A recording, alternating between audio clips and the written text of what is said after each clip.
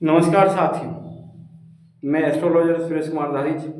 आज अपन ऐसे ग्रह की चर्चा करेंगे जो आपको स्टेबिलिटी देता है, स्थिरता प्रदान करता है, न्याय का देवता है। लेकिन बिगड़ जाए तो वो भी आप न्याय अन्याय क्या है आप उसे भूल जाएंगे और आपको ऐसी अस्थिरता पैदा कर देगा जो आपके जीवन में कभी आप ऊपर उठ नहीं पाएंगे। इसलिए उसके बारे में जानना बहुत ज़रूरी है। उसको कहते हैं शनि। शनि एक ऐसा ग्रह है जो अगर अपने पे आ जाए तो कहाँ से कहाँ पहुँचा दे, और जब बिगड़ जाए तो आसमान से नीचे धरती में पहुँचा दे।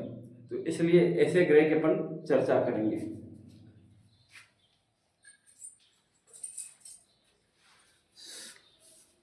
शनि लग्न में हो, इस स्थान पे हो, अगर ये मकर राशि या तुला राशि का, तुला का उच्च का होता है, तो आपको हमारा धनाढ्य सुखी बना देगा।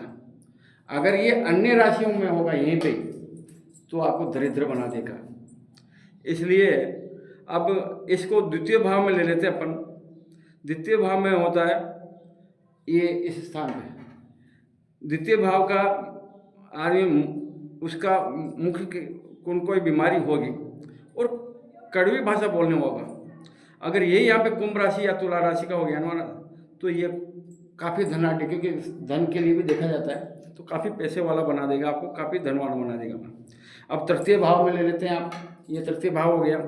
ये आदमी को निरोगी बनाता है, विद्वान बनाता है और उसके अलावा विवेकशील बनाता है, भाग्यवान भी होता है, क्योंकि सप्तम भाव से अपनी यहाँ पे देख रहा है, भाग्य स्थान को देख रहा है, तो ये भाग्यवान भी बनाता है महाराज। उसके अलावा चतुर्थ भाव का लेते हैं अपन, ये यहाँ पे।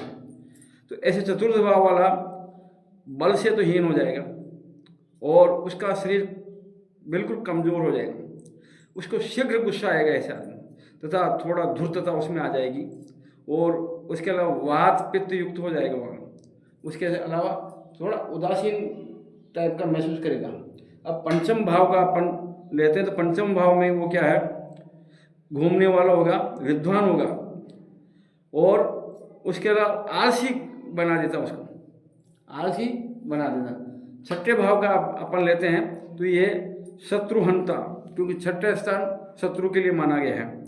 शत्रुहंता है, भोगी विलासी प्रवृत्ति का होगा और कंठ में उसको कोई रोग होगा, था श्वास रोग की उसकी बीमारी लग सकती है। उसके अलावा बलवान तो होगा, लेकिन उस आचार विचार वाला नहीं होगा, वो आचारहीन कह सकते हैं उसको।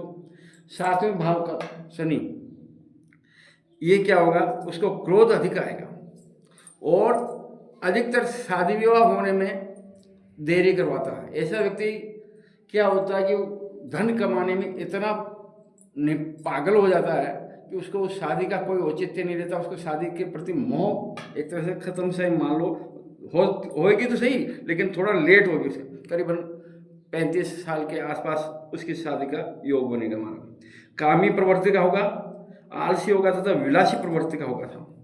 अष्टम भाव का जो शनि है, ये क्या है, थोड़ा कपट उसमें जो आ जाएगा और थोड़ा बोलने वाला ज़्यादा होगा, कुष्ठ रोगी होगा, डरपोक स्वभाव का होगा, डर भी बना रहेगा उसे, तथा गुप्त रोग उसको लगा रहेगा।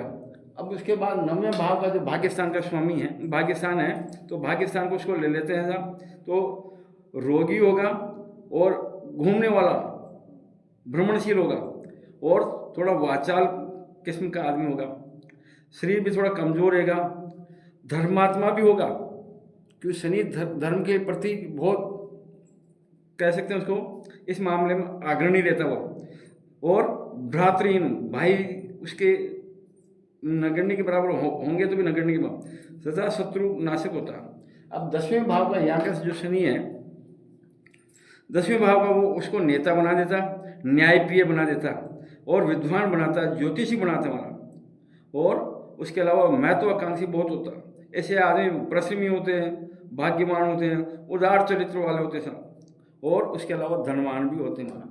एकादश भाव का स्वामी जो है, 11वें भाव का स्वामी है, वो दीर्घायु लंबी आयु वाला होगा।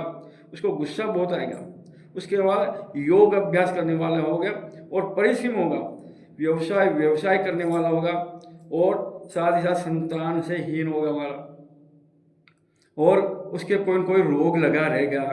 और द्वादश भाव का जो शनि है इस समय उन्माद रोगी होगा, व्यर्थ व्यय करने वाला होगा, व्यसनी, दुष्ट चित्र और कड़वा बोलने वाला होगा, अविश्वासी होगा और मातुल कष्टकार होगा, माता को कष्ट देने वाला होगा, आलस्य प्रदान करने वाला होगा।